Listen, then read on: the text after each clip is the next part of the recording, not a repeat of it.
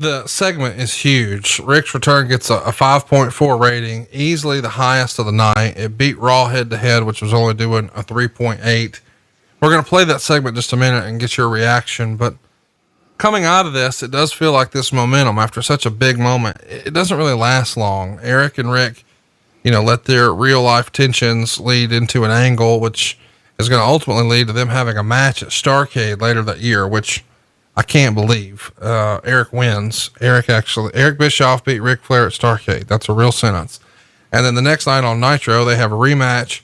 Rick would win that and then wins the presidency of WCW, at least in storyline, and we're off to the races. But it does feel like this is a big moment, but not too terribly long after this, the Horsemen are pretty much an afterthought.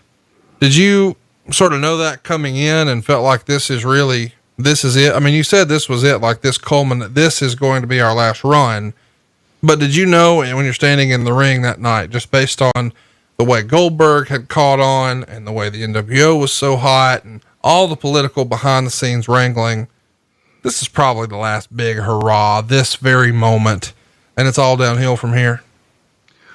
Well, as stated earlier, when I found out about this, I didn't know how it was going to do. In past history, if you told me we were going to get the Horsemen back, I would have been tickled to death. I would have been 100% positive this thing was going to be good stuff for the company and all that.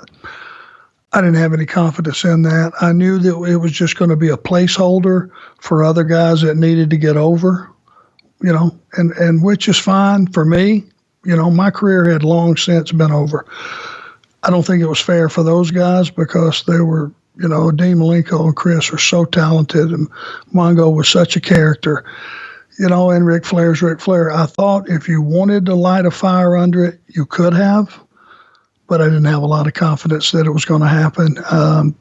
I knew it was going to be short-lived, and, they didn't build on it. They didn't, throw some coal on the fire the next week and the following week.